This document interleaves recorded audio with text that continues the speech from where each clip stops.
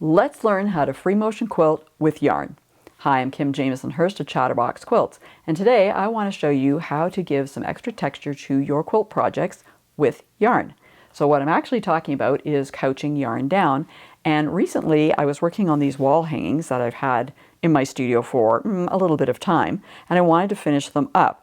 So I've got these improv flowers here, and if you're wondering how I made those, you can check up above or in the description below because I have a video on how I made those. And then I also finished them with some kind of thread painting.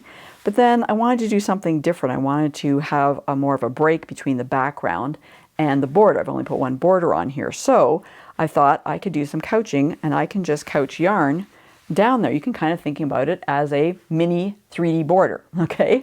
So here I've just got one round of the yarn, but you could do it, twice if you wanted to. You could do different things with the yarn. But what's kind of cool about this is, it gives this texture. It's on there really, really well. It's not going to come off or anything like that. And if you had stitched in the ditch between the border and the background, as we often do, sometimes we have some little wobbles and you might, see the thread one way or the other. Well, putting this yarn down covers up any little wobbles that you may have. So it serves a few purposes, right? So here's one that I did, and then I have another one that I want to work on today with you, and it's this one here. So again, same kind of idea, different colors though. And so I was looking at what color should I use, what color of yarn should I use to go around here. So yes, you need yarn, okay? That's one of the things you're going to need is yarn. And you could either have something that, matches or something that's contrasting is what I've done here, and I've got a little knot in my yarn. That's never a good thing. What I could do is just cut this off probably, but if I can get it out, I can save some yarn, but we'll see about that. But anyway, what I did is I auditioned this, okay? So I just took my yarn, just like you audition thread when you're free motion quilting, I'm auditioning my yarn. So I just put it along here to see what it would look like, and I thought that would be kind of fun to put in there. It kind of brings in the yellow here, and it's different. I want to contrast between the border and the background, so I think that's going to work really well. So I've got my yarn, that's great. I also need to have some thread that matches the yarn, or pretty close. I think this is a pretty close match. It's a polyester thread, and that's going to go in the top like it normally does. In the bottom, in my machine, I'm just going to be using a regular white thread, like a bobbin weight light thread. Will work just fine. And then, because I'm working on a Janome machine, I'm working on the Janome CM17, so thanks to Janome Canada for letting me use that machine to share this information with you, I'm going to be using the Janome Free Motion Couching Foot Set. So you can get this set for different models of Janome machines. You can check with your retailer to get the correct one for your machine. And I'm going to show you this a little closer up at the machine as we are going to apply this yarn. So let's go to the machine. Let me show you what this foot is, how it works, and let's get started with some free motion quilting of yarn. So I've got my free motion couching foot set up. So there are 2 feet that come with this set. Number 1, number 2, I have number 2 set up. Difference is in the size of the holes in the foot to see which one works best with your yarn. So if you put the yarn in and it's too tight, you can't pull it through easily, you need to go to the bigger size one. So let me just put this away for the time being, and let me get my foot set up properly. I like to set up my yarn with the yarn in the foot, I should say, off the machine. Boy, that's a lot of thinking, isn't it? So I find it easier to do that. I have a little more room here than when it's on the machine. So I'm going to take my yarn, I'm going to pull it into the hole there. There's a little bit of an opening. You can just kind of pop it in there. Usually I can pop it in easier than I am today. There we go. Okay. And I can see that it's moving through there. That's okay. It needs to go through this back area as well. So I have a lot more details on how to use this foot in another video, so check up above or in the description below for that. Okay, so now I'm going to put it on the machine, making sure my yarn doesn't get caught when I do this. So I pull it aside a little bit. There we go. And we're going to get that in there. All right, make sure everything's running along smoothly. Perfect. And always tighten your foot up, okay? All right, so I've got my yarn off the side here. I want to make sure I've got lots of excess so it's all loose at the side so nothing pulls as I'm stitching. Now what I need to do is to get my project and get it in place. All right. So on the CM17 there is a couching. It says Freeotion couching setting. So that's what I've got on there, and I've got my zigzag or regular needle plate installed as well. So what you need to do as you go along here is making sure that the yarn is not tight, okay? Making sure you've got your little bit out front there and you've got the rest is just hanging around in the throat of your sewing machine. And then I'm going to be going along my background fabric, between my background fabric and my border fabric, and stitching along. So I'm going to take this slow. I'm not going super fast at this, and it is like Freeotion quilting. So I set the pace as far as how quickly I'm moving the quilt.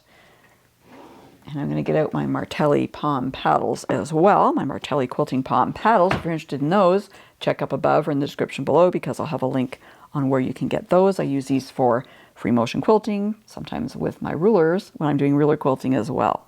Okay, so the first thing we're going to do is we're going to lock our stitches here and start with this.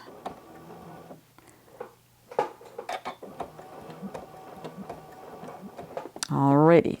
And it seems counterintuitive when you do this, I've got to say. I'm going to keep my yarn out of the way there, but it will pull this yarn along, okay? Just trust the process, okay? And here we go.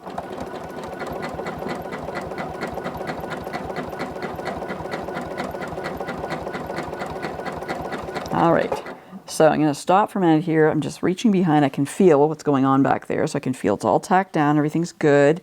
All right, so it looks like we're doing okay. So here we go.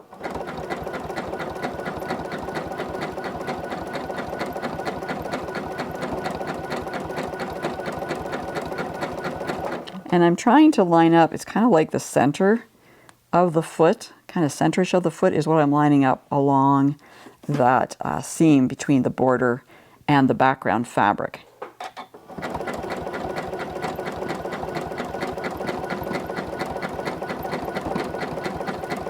Okay, when I come up to the corner here, I'm going to try to get into the corner there and stop, and then I'm going to pivot, of course. All right. Now I can pivot around. Again, if it's not exact in that corner, not to worry. How you can tell is when I come around the corner, I would say here I'm a little bit over on the border because of how my foot is. So I'll just move over slightly as I continue on.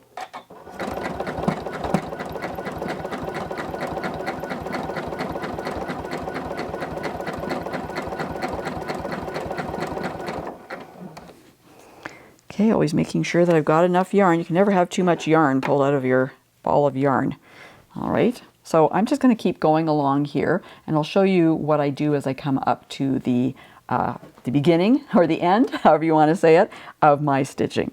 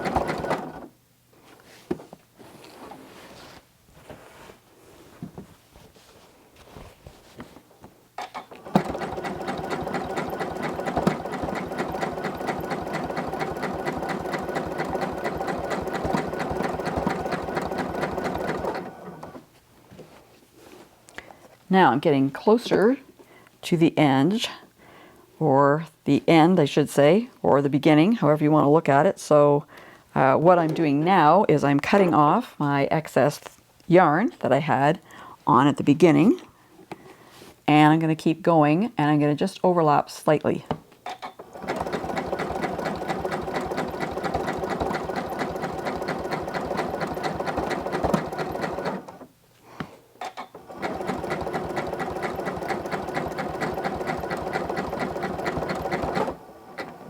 And then I will lock my threads